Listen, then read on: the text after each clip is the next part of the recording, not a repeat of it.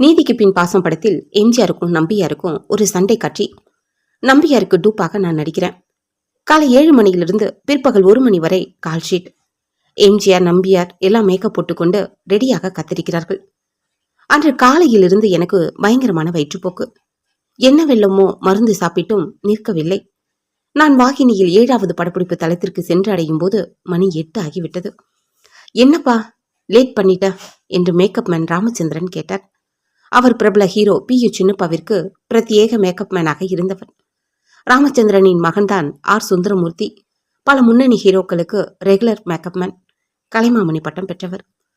பிறகு தேவர் வந்துவிட்டார். ராமகிருஷ்ணா, முதல்ல போய் சீக்கிரம் மேக்கப் போடு, எம்ஜிஆர் நம்பியார் எல்லாம் வெயிட்டிங் என்றார் தேவர். எம்ஜிஆரிடம் எனக்கு ஏற்பட்ட பிரச்சனையை பற்றி சொன்னேன்.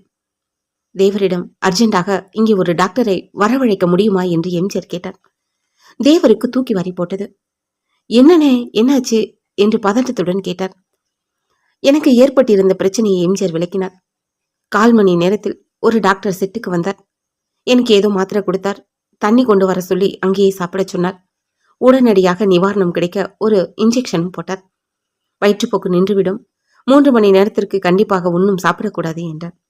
காலையிலிருந்தே வயிற்றுப்போக்கு இருந்ததால் நான் கொலை பட்டினி. காடு போன்ற செட்டு அன்று படப்பிடிப்பிற்காக போடப்பட்டு இருந்தது. அங்கேயே எனக்கு மேக்கப் போடப்பட்டது. காஸ்டியும் அணிந்து கொண்டேன். ஸ்டண்ட் மாஸ்டர் ஷியாம் சுந்தர் எம்ஜிஆரிடம் கலந்து ஆலோசித்து எப்படி சண்டை காட்சி அமைக்கப்பட வேண்டும் என்று முடிவு செய்திருந்தார். வர்மா என்பவர் கேமராமேன். நானும் எம்ஜிஆரும் சம்பந்தப்பட்ட சண்டை காட்சிகள் விரைவாக எடுக்கப்பட்டன. காலையில் இருந்து ஒன்றும் சாப்பிடாததால் நான் ரொம்ப களைத்து போயிருந்தாலும் சண்டை காட்சிகளில் அது தெரியாதவாறு ஜமாளித்துக் கொண்டேன். அன்று அந்த சண்டை காட்சிகள் நடிக்க தேவரி ஏற்கனவே எனக்கு 2000 ரூபாய் கொடுத்திருந்தார். பட்டினியாக எதுவும் சாப்பிடாமல் உடல்நிலை சரியாக இல்லாத போதும் நான் வந்து வேலை செய்து கொடுத்தேன் என்பதை பாராட்டி தேவர் எனக்கு அன்பளிப்பாக 500 ரூபாய் கொடுத்தார். எம்ஜிஆர் கையால் எனக்கு கொடுக்க செய்தார்.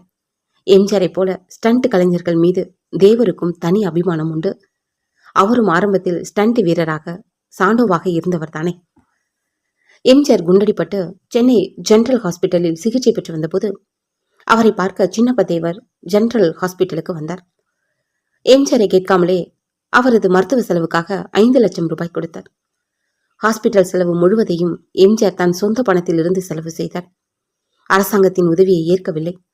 தேவர் கொடுத்த 5 லட்சம் ரூபாயை அப்போது சட்டசபை தேர்தல் சமயமாக இருந்ததால் அந்த பணத்தை திமுக கட்சி சார்பாக தேர்தலில் போட்டியிட்ட வேட்பாளர்களுக்கு பிரித்து கொடுத்து விட்டார். சின்னப்ப தேவர் மறைவுக்கு அப்போது முதலமைச்சராக இருந்த எம்ஜிஆர் கோயம்புத்தூருக்கு சென்று அவரது உடலுக்கு அஞ்சலி செலுத்தினார். தேவரின் இறுதி ஊர்வலத்தில் எம்ஜிஆரும் நடந்து சென்று அஞ்சலி செலுத்தினார். தேவரின் மறைவுக்கு பிறகு தேவர் பிலிம்ஸ் சினிமா துறையில் பல சோதனைகளையும் நஷ்டங்களையும் சந்திக்க வேண்டி இருந்தது. அந்த நிலையிலும் தேவர் பிலிம்ஸின் கடன்களை அடைத்து பெருமளவில் நிதி உதவி செய்து கொடுத்தார் எம்ஜிஆர் அவர்கள்.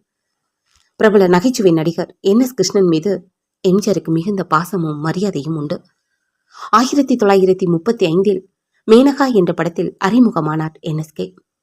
சதி லீலாவதி படத்தில் 1936 அறிமுகமானார் எம்ஜிஆர். பல படங்களில் எம்ஜிஆரும் NS கிருஷ்ணனும் இணைந்து நடித்திருக்கின்றனர். சக்கரவர்த்தி திருமகன், ராஜா தேசிங்கு, மதுரை வீரன் போன்ற படங்கள் நடித்தபோது எம்ஜிஆர் மூலமாக எனக்கும் NSKவிடம் பரிச்சயம் ஏற்பட்டது. லட்சுமிகாந்தன் கொலை வழக்கில் NS கிருஷ்ணன் சிறையில் இருந்தபோது NSKயின் நாடக குழுவுக்கு வருமானம் வர வேண்டும் என்பதற்காக தன் மனைவி நடிகை T.A. மதுரத்தை திரைப்படம் தயாரிக்கும்படி கேட்டுக்கொண்டார். அதன்படி NSKயின் பைத்தியக்காரன் என்ற நாடகம் திரைப்படமாக தயாரிக்கப்பட்டது. அந்த படத்தின் விசேஷ அம்சம் எம்ஜிஆரின் காதல் ஜோடியாக T.A. மதுரம் நடித்தார். பல படங்களில் T.A. மதுரம் நடித்திருந்தாலும் எல்லா படங்களிலும் NS கிருஷ்ணனோடு மட்டும்தான் ஜோடியாக நடித்திருக்கிறார். NSK தவிர வேறு ஒரு நடிகருக்கு ஜோடியாக நடித்தது எம்ஜிஆருடன் மட்டும்தான். எம்ஜிஆரை போல உதவி என்று கேட்டு வந்தவர்களை வெறும் கையுடன் அனுப்ப மாட்டார் NSK. ஏழை எளியவர்களுக்கு தாராளமாக வாரி வழங்குவார். தன் வருமானத்தின் பெரும்பகுதியை பிறருக்கு கொடுத்தவர். மஞ்சள் காமாலை நோயில் பாதிக்கப்பட்டு ஆகஸ்ட் 30, 1957 இறந்தார் NSK. அப்போது அவருக்கு வயது 49. NSKவுக்கு ஏற்பாடு செய்யப்பட்டிருந்த இரங்கல் கூட்டத்தில் எம்ஜிஆர் பேச எழுந்தபோது துக்கம் தாங்காமல் பேச முடியாமல் மேடையிலிருந்து கீழே இறங்கிவிட்டார். அண்ணாதுரை, கருணாநிதி, K.R. ராமசாமி, சிவாஜி கணேசன், கண்ணதாசன், M.R. ராதா ஆகியோர் அஞ்சலி செலுத்தினர். NSKயின் மறைவுக்கு பிறகு நாகர்கோவிலில் அவரது இல்லம் கடன் பாக்கி காரணமாக ஏலத்திற்கு வந்தபோது பெரிய தொகை கொடுத்து அந்த வீட்டை மீட்டு மீண்டும் என்எஸ்கே குடும்பத்தாருக்கு வழங்கினார் எம்ஜிஆர் அவர்கள். என்எஸ்கேவின் மறைவுக்கு பிறகு அவரது மகன் வடிவுக்கு திருமணம் நிச்சயம் செய்யப்பட்டது. எம்ஜிஆர் தானே முன்வந்து தான் சொந்த செலவில் என்எஸ்கே மகளின் திருமணத்தை நடத்தி கொடுத்தார். என்எஸ் கிருஷ்ணனும் நடிகர் குலதெய்வம் ராஜகோபால் இருவரும் ஒரு நாள் மாலை பொழுதில் ட்ரிங்க்ஸ் அருந்தி கொண்டு இருந்தனர். அப்போது என்எஸ்கேவின் உறவினர் ஒருவர் அங்கு வந்தார். அவர் வருவது அறிந்ததும் மதுபான பாட்டில்கள், சோடா, தின்பண்டங்கள் எல்லாவற்றையும் ஒழித்து வைத்துவிட்டு அவரை உள்ளே கூப்பிட்டார். சிறிது நேரம் பேசிவிட்டு அந்த நண்பர் சென்றதும் அந்த இடத்திற்கு எம்ஜிஆர் வந்தார். மீண்டும் என்எஸ் கிருஷ்ணன் மதுபானங்கள், சோடா, தின்பண்டங்கள் எல்லாவற்றையும் உள்ளே ஒழித்து வைத்துவிட்டு எம்ஜிஆரை உள்ளே வரும்படி அழைத்தார். சிறிது நேரம் கழித்து எம்ஜிஆர் அங்கிருந்து புறப்பட்டு சென்றார்.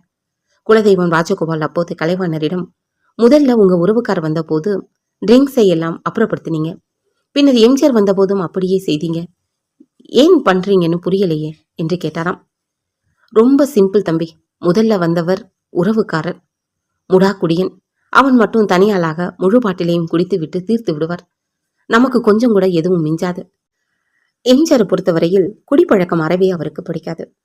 எனக்கு அவர் மேல அன்பு மரியாதையும் உண்டு. அதனால தான் அவர் வரும்போது அவர் முன்னால் குடிக்க வேண்டாம் என்று அவற்றை அப்புறப்படுத்தினேன் என்றார் கலைவாணர் பதிலுக்கு.